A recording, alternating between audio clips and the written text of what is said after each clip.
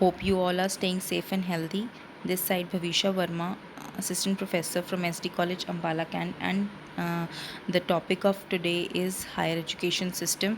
In the previous session, we have learned about how the education is in ancient time and how the commissions have been passed so that the developments can take place in the modern time also after the independence. And many of the then we have studied about the regulatory bodies and then the accreditation bodies. Then we have learned about the conventional and non-conventional programs, or the conventional and non-conventional learning programs in the higher education system. And the topic of today will be professional, technical, and skill based education, value education, environmental education, key developments in higher education, important portals given by MHRD for higher education. So, what is professional? What is a profession? See, profession is any kind of assurance given by an individual that he has a certain skill of certain skill that he has a certain skill and has a certain kind of knowledge regarding a particular field, and that field he can take that field as an occupation for the rest of his life is termed as a profession. See, for example, for a chartered accountant, he has to get himself enrolled in the ICAI. Then he has to pass certain modules. After passing certain modules, he has to take certain kind of training under a chartered accountant, and after completing that training he is termed as a profession. He is termed as a chartered accountant, and he can then take the chartered accountancy as his profession.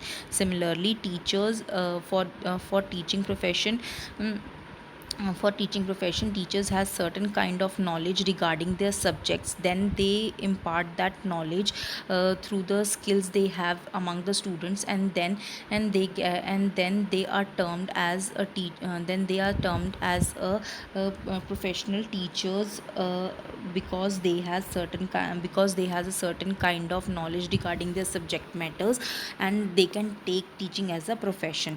So some of the examples I have mentioned for you all to know about what are the professional institutions that are working in India. There are many institutions. I have listed only 7 of these, such as National Academy of Science, Allahabad; Indian Science Congress Association, Kolkata; Indian National Science Academy, New Delhi; Indian Academy of Sciences, Bangalore; Indian National Academy of Engineering, New Delhi; the CFA, Council of India; National Institutes of Professional Management. There are many other institutes. You can search upon them later. I have listed only 7 for you to see the example of professional institutes running in India. What is technical education? See, technical education is learning something about a specific work scientifically in detailed and practical manner. The academic and the vocational preparation of students for the job, involving applied science and modern technology. See, basically technical education is given in the field of science, for those undergraduates who has taken up science as the field of who has taken up science, and they are given technical training or technical skills for the courses they have opted. For example, an engineer, a mechanical engineer in the BTech is taught about how the car is manufactured and what are the techniques that are used to manufacture a car, how the model is manufactured, how how the speed the how the average can be reduced. He has given certain kind of technical knowledge of how the car is manufactured. So basically technical education contributes a major share to the overall education system and plays a vital role in the social and economic development of our nation. In India, technical education involves various is at various levels, such as craftsmanship, diploma and degree, postgraduate and research in a specialized field catering to various aspects of technological developments and economic process. In or See, for maintaining a certain kind of standards in technical education, we have All India Council of Technical Education, and which was set up in 1945, and that we have studied in the previous session of the higher education system. See, AICT is responsible for planning and formulation and maintenance of certain standards and norms, and giving a quality assurance and accreditation, and that the technical education that is given in a particular program is under the specified parameters, and and they they check time to time whether the certain performance or whether the certain parameters are being properly or properly applied or not, or they are followed or not. Then comes the skill based education. See, skill based education system can help a student build up the skills that is required for a particular job. See, every job or every profession, you require the skills to perform to perform that job. And in corporate environment, the skill development, the skill based knowledge is very much essential for all of us. So skill based education includes adaptive thinking. See, adaptive thinking, you have to be adaptive to every kind of atmosphere. If a company is facing if the market is facing a boom, if a market is facing a boom, then you have to think then you have to think accordingly. If it is in depression phase, then you have to think accordingly. The communication skills are also important, whether you have to speak to your subordinates, or whether you have to speak to your top level management, or whether you have to speak to the below lower level employees. You have a certain kind of communication skills, so that you can easily communicate with the with all kinds of people working in your space. Then collaborative skills. See, your nature should be collaborative. If somebody is giving a better opportunity, you should have a collaborative nature, so that you can gain most out of it. The inquiry, critical thinking, and problem solving skills, well, every profession requires this skill, because we face day to day, we face new challenges day by day, and for that we have a problem solving skill which is necessary for every profession. Personal management and soft skills. See, another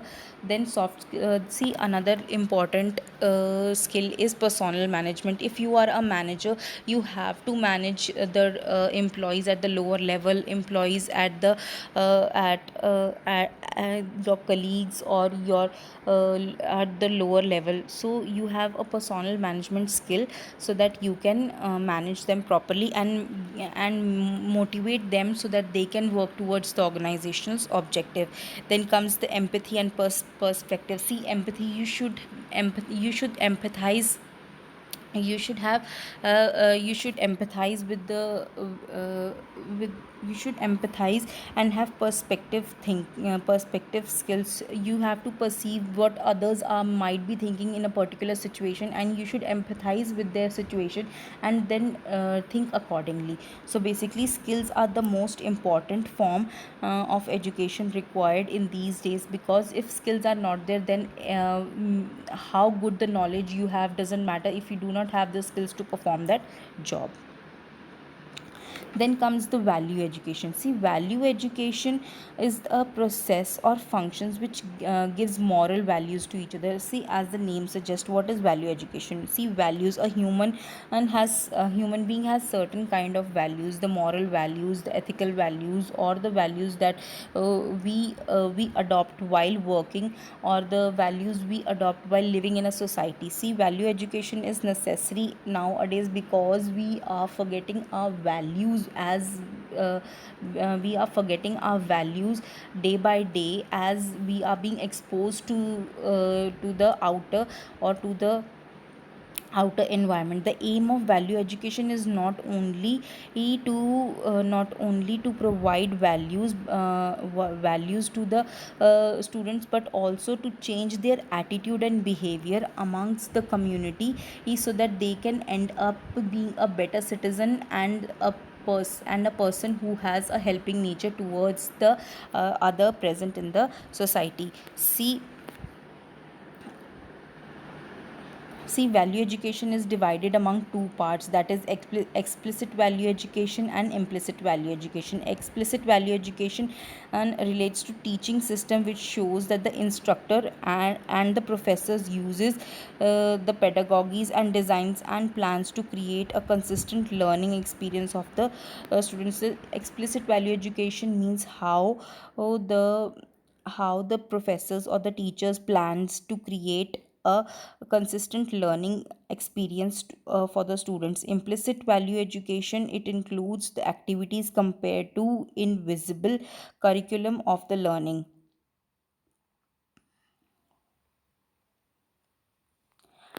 Then these are the value education programs. These the it is the importance, it is the value education program that are shown in this diagram.